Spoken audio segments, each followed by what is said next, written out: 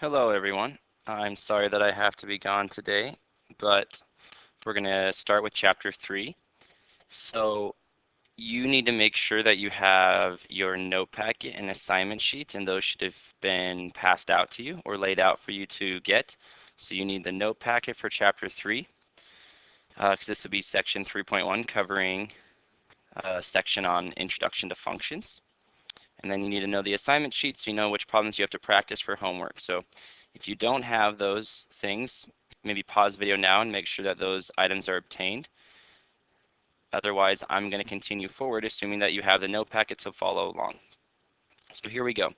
At the top of the note packet, I would like you just to imagine that I read this information at the top off to you just verbally. If I came up to you and said that you're working maybe at a grocery store or something like that, you need to record the following information. You're gathering some data to analyze how long people maybe wait in line. I might tell you the first person in a checkout line has 5 items, the second person has 3 items, the third person has 1 item, the fourth person has 4 items. I want you to maybe jot down how you would record this information. This information right here. How would you record this information if this was read to you, out loud? How would you write it down? So maybe think about how you do it and then jot it down right now at the top of your note packet. I'll give you about 10 seconds to think about how you might jot that information down. If somebody came up to you and read it out loud and you needed to record it, so if they asked you later, they might say, how many things did that third person have, or which person in line had 4 items? Okay, there's a few ways that you can organize this information, and what we're really trying to do is we're trying to study what's called a relation in mathematics. A relation, it's your first vocab word of the day at the top of your note packet that you should fill in right here. A relation is a set or collection of ordered pairs displayed in a systematic way. It's a set or collection of ordered pairs displayed in a systematic way. Most of the time, it's numbers, because when we think of ordered pairs, we think of 2 numbers. For example, you might think to yourself, that first person in line had 5 items, so we would put 1 comma 5. That would be the beginning of a relation, but it doesn't always actually have to be numbers. I could go around the room and ask people their birthdays. So I would list someone's name, and then I would list their birthday. That would be actually studying a relation as well. There are 4 ways in mathematics that we organize information for a relation. We can organize them using what's called ordered pairs. We can organize it using a table. We can organize it using a graph, and we can organize it using a mapping diagram. I'm going to do that checkout line example using all 4 ways that we organize information. I already started the order pairs one. First person in line had 5 items. The second person in line had 3 items. The third person in line had 1 item.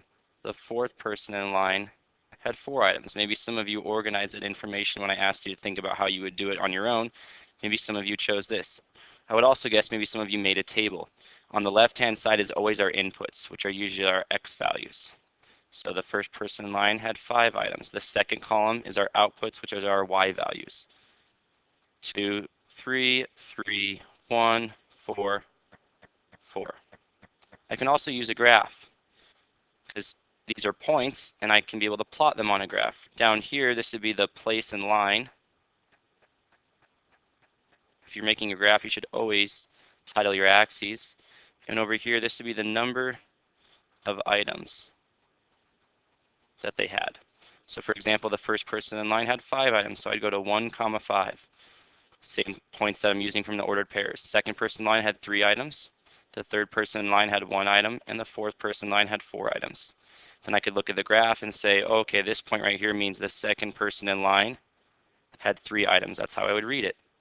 You can also use a mapping diagram. When I make a mapping diagram, my x values are always the left one for the same reason that my left column when I make a table are my x values and my y values are the right oval. Here I would say the first person in line had 5 items, so I do 1, 5. Second person in line had 3 items. Third person in line had 1 item. Fourth person in line had 4 items, and I would just draw arrows over to which one was matched with which. This is about as simple as a mapping diagram could get. I'm going to slightly change the story real quick just so you can see how a mapping diagram can be changed when the story gets a little more involved. So for example, let's say that this fourth person in line is standing at the checkout and they see at the end cap a magazine that they want to read. So they grab that magazine. That means they no longer have 4 items, they actually have 5. I don't rewrite a number 5 here because 5 is already written in the right oval. Instead, I will just draw an arrow, I'll use a different color to highlight it, that the fourth person in line now also has 5 items. So that's how a mapping diagram is slightly different. I wouldn't repeat the number 5. I would simply just draw another connector over to the 5 saying that the first person in line and the fourth person in line both bought 5 items. So that's how a mapping diagram can be slightly different than like how a table or an ordered pair is. The next thing that we're going to introduce to you is a special type of relation. It's going to be called a function. This part that I'm doing right now is not in your note packet. This is just out loud. So there's nothing to fill in. When we get to the next slide, we'll start filling things in. This would just be out loud. So for a moment, you could put your pencils down and just listen. If I were here with you, I would play this game where I'd ask you to stand up and move to a certain corner of the room. There are 4 corners, so there would be 4 letters that I would assign to each corner. Maybe I would call corner A the one back by the window. Corner B might be the one by the Chrome cart. Corner C might be the one by the door, and corner D might be the one by the desk. So I might ask you to all get up and say, if you walked to school today, go to corner A. If you rode your bike to school today, you go to corner B. If you drove or rode in some vehicle, go to corner C. If you got to school any other way, if you hopped, skipped, or rode a scooter, maybe go to corner D. And then maybe think to yourself right now, which corner would you be going to? Would you be going to corner A, B, C, or D? And then you would go, and I'd ask you to take note of where you went and where everyone else went, and then I'd say, okay, come back to your seats. We're going to play the game again. Now I've shrunken down the options. There's only going to be 2 corners, and this is going to be based on how long it took you to get to school. If it took you less than 10 minutes to get to school today, I'd say go to corner B, back by the Chromebooks. If it took you 10 or more minutes to get to school today, go to corner D by the desk, and then I'd ask you to stand up and then go to the corner. So maybe think to yourself, which corner would you have gone to? Once you were there, I would have asked you to take note of which corner you went to and which one everyone else went to. Then I'd say, okay, go back to your seat. This last one is going to be based on the color of clothes that you're wearing. If you were wearing blue, I would have said go to corner A. If you're wearing red, go to corner B. If you were wearing black, go to corner C. If you're wearing white, go to corner D. Maybe look at what you're wearing today and think about which corner you would be going to. You might realize that there's a problem with this last rule or this last relation. The problem is some of you are wearing multiple colors. Like what if you're wearing black and white? You would be equally justified in going to corner C and D, but you cannot go to 2 places at once. So this is a bad rule. The reason that this one in particular is a bad rule is because multiple inputs, which are people, multiple people, might try to go to 2 different corners. And I can't make a computer do that, and because I need to be able to give a computer a certain output, and the computer knows exactly what to do with that. So because this is a bad rule, we have a specific name in mathematics. We would say that this last rule is not a function. The other 2 worked. You only had 1 corner to go to. These were good rules, so we would say those are functions. So a function in mathematics is a pairing of inputs with outputs. And this is the key, this is the most important part right here. Each input only has 1 output. In our analogy of you walking around the room, each of you would only have 1 corner to go to. If I made up a rule, if it was a function, it's a function if the rule makes it so that each of you only have 1 corner to go to. If someone made up a rule that some of you would go to different corners, like some of you would have 2 or more corners to go to, that'd be a bad rule. We'd say it's not a function. Here's an example of some analogies that can help you remember about what works and what doesn't. So imagine that I ask each of you your name and your birthday. Your input would be your name and your output would be your birthday. Each of you only has 1 birthday. It would be weird if I asked Susie what her birthday was and she said it's September 1st, and then I asked her later and she said no, it's December 10th. Right? It doesn't work like that. Each of you only has 1 birthday. What can happen, and what people get a little bit confused about with, is 2 different people can have the same birthday. That's fine. I could ask Susie what her birthday is. She could say September 1st. I could ask Carl when his birthday is, and he could also say September 1st. That's fine. That can happen. Two different people can have the same output. What cannot happen is one person having two different outputs, two different birthdays. One more analogy, just to help solidify what we're thinking about here. You can imagine people going to airports. Each person, as they're traveling, can only go to one airport, right? I can't be in two different places at once. However, two different people can go to the same airport. That happens all the time. That's how airports exist. If there was only one airport for each person, it wouldn't be very cost effective. So each person can only go to one airport. Can't teleport yourself in two different places at once. However, two different people can go to the same airport. That's fine. So some examples of relations that are and are not functions. Here's the first one. This is a table.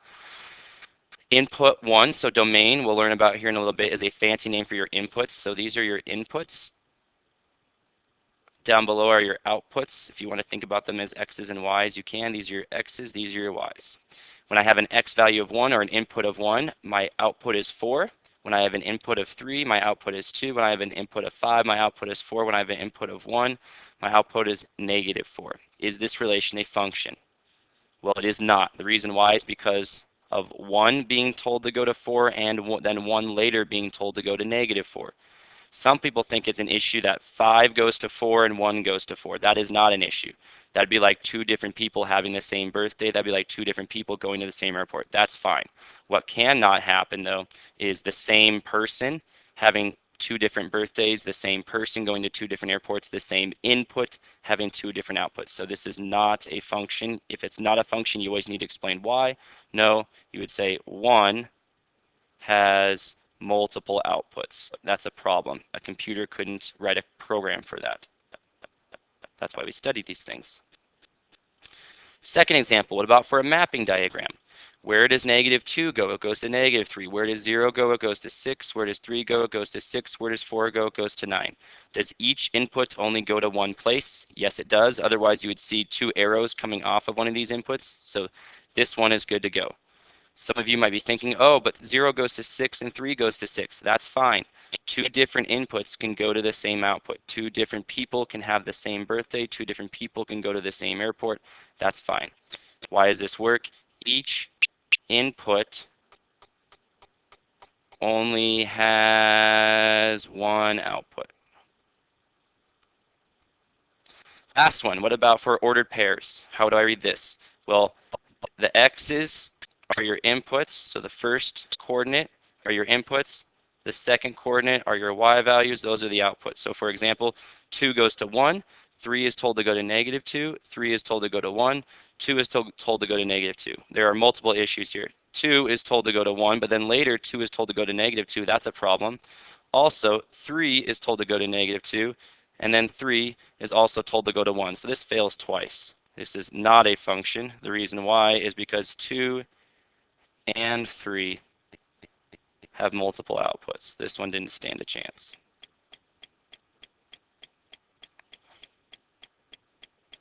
Hopefully you get the idea because I'm going to ask you to try. So pull out your whiteboard.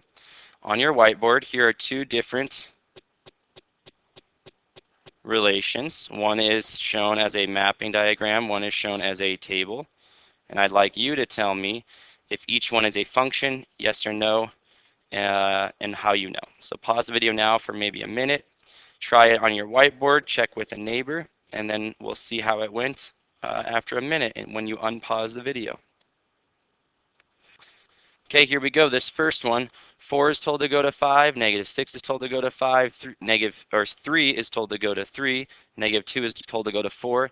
Each input only has one output, so this one's good to go. It's okay that both 4 and negative 6 went to the same output. Two different people can have the same birthday. Two different people can go to the same airport. Here, 4 is told to go to 6, negative 5 is told to go to 3, 6 is told to go to negative 3, negative 5 is told to go to 5. There's an issue right there with the negative 5s. This is not a function. Negative 5 has multiple outputs. I will ask a quiz question just like this. I will give you some diagram, either a table or a mapping diagram, and ask you whether it's a function or not. So make sure that you understand this concept because it's very important when we use computer programs and we write our own computer programs. later in the year. So there's the first part. What is and is not a function. So far we've done it for 3 of the 4 ways to organize information. We've done it with tables, we've done it with mapping diagrams, we've done it with ordered pairs. The last one we need to do it with is a graph. To help this idea a little bit more, let's actually label our graph. This would be x coordinate 1, x coordinate 2, x coordinate 3, x coordinate 4, x coordinate 5, x coordinate 6.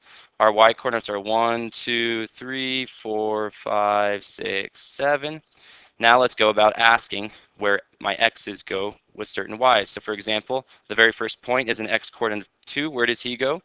2 is told to go to 5. So if I were making a table, this is what it would look like. Let's actually do it. My first point is 2. 2 is told to go to 5. This point right here. Then 3. 3 is told not to go anywhere, so I actually don't need to do a 3 in there. 4 is told to go to 4, but then 4 is told to go to 6. So 4 is told to go to 4, and 4 is told to go to 6. I just want to point out, if you're following along in the note packet, this is not in there. This is just a lead-in to this middle part of the notes. This is just a lead-in, just kind of watch. Take in with your ears and your eyes. Then 6 is told to go to 3, and then 6 is told to go to 7. You'll see that there are issues here. Right here, and also right here, and right here. There are multiple x values that have multiple y values. So the problem, this is definitely not going to be a function. The reason why is because of the fact that I said there are certain x's that have multiple y values. There's a certain test that we use in mathematics. It's called a vertical line test. What it means is if I go scanning with a vertical line, kind of like a barcode scanner, if there's ever a x value that hits the graph in more than one place, it means that x value has multiple y values. Like for right here, I see the x value of 4 has multiple y values. This x value of 6 has multiple y values. So this special test is what allows us to test whether graphs are functions or not. So the vertical line test is a special test that we use to determine if a graph is a function. But it's just doing the same rules that we did before. It's looking to see if there's any x's, any inputs that have multiple outputs. The only thing you need to write down in your note packet is that. Vertical line test is used to determine if a graph is a function. If a vertical line intersects the graph more than once, it is not a function. That's the part that you're looking to write down in your notes. The vertical line test is how we determine whether graphs are functions. If a vertical line would cross the graph more than once, it is not going to be a function. So we have 3 examples shown down below. Is this first one going to be a function? Well, let's take a vertical line and go scanning. All right, is there any x value that hits in more than one place? There is not, so this one is a function. It's good. What about this one? Well, if I go scanning, the very first point is good, but every other point after that, it hits in multiple output values. It has multiple y values, so this is not going to be a function. Last one, this doesn't stand a chance. Like for example, 2. 2 has multiple outputs. Actually, nearly everything except for the far left and the far right edge are going to have multiple outputs. So 4, for example, also has it. This one point right here, 6 only goes to 3, and 0 only goes to 3, but everything else has multiple outputs, so this is also, that should be not a function. That's called the vertical line test.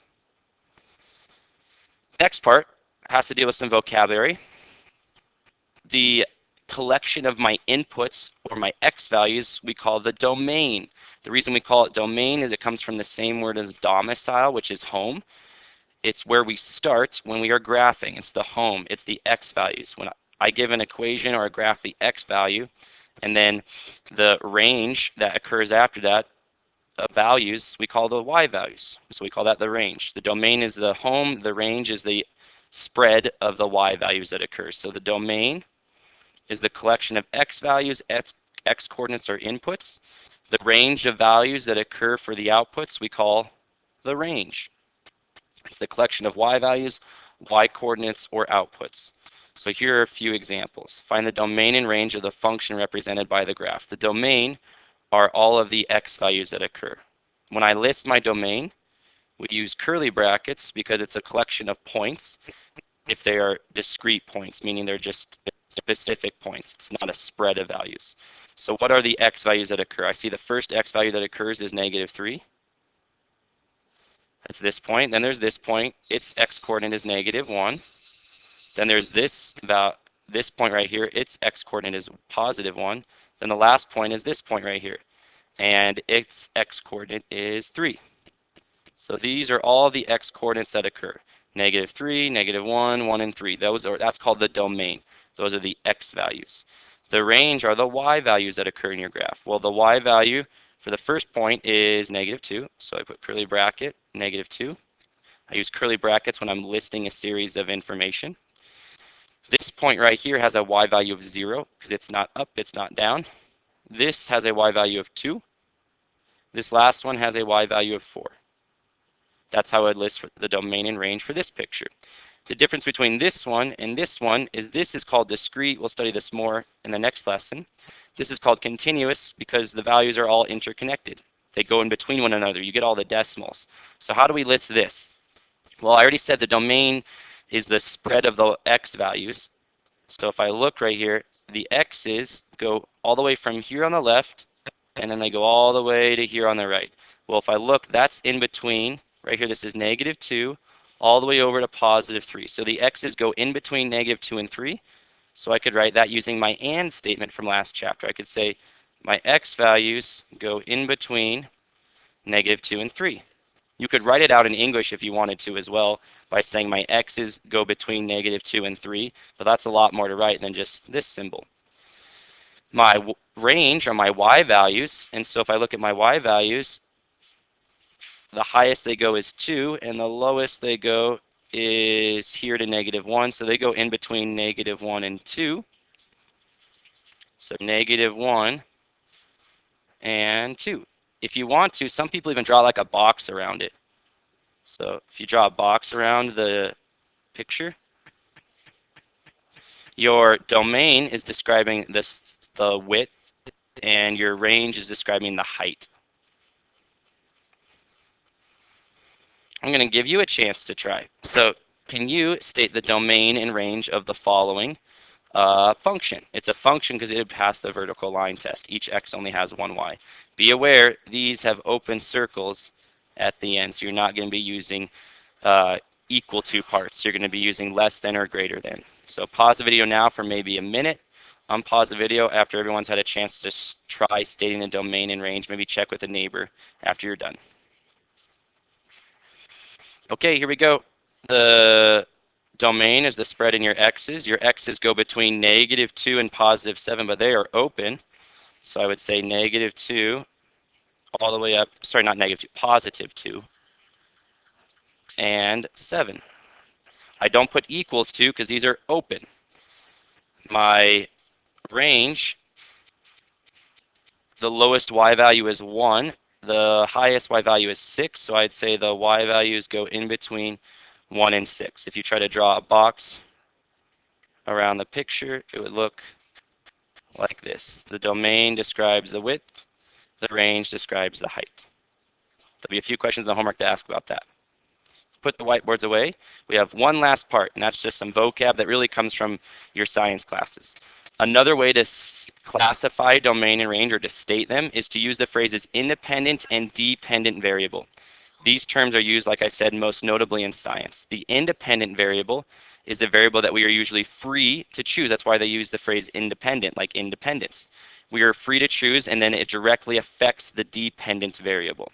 Well, the variable that we are free to choose is the x variable. The x variable is always your independent variable. I choose the x, and then an equation determines what the y value is. Because the y value depends on which x value you choose, we call the dependent variable the y variable. That's the variable that is determined directly by the choice of the independent variable. We call them the output values. These are the x's, these are the y's. Your independent variable are your x values. That goes along the x-axis. Your dependent variable are your y values. That goes along the y-axis. And that is what we are talking about right here. So this is where you should be filling in the vocab for independent, dependent variable, right there.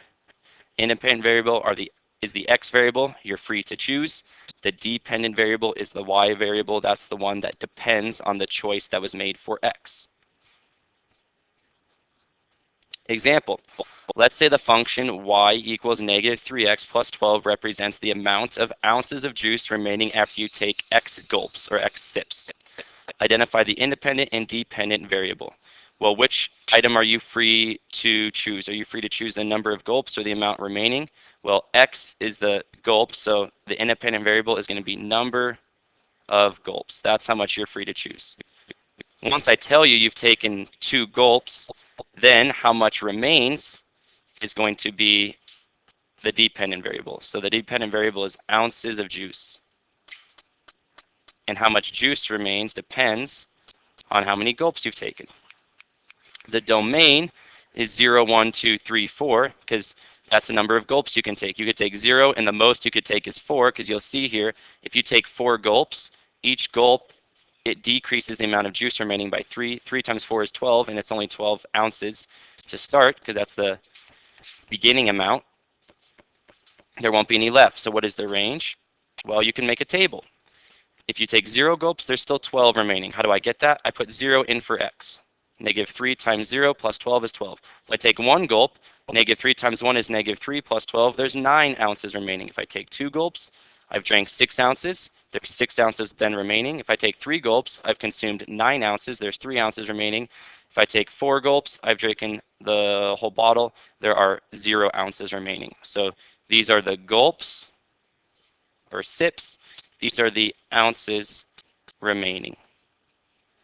So the range would be the values 12, 9, 6, 3, and 0 if it asked you to list it in the homework. And that is it. You are then on day 1 of your assignment sheet.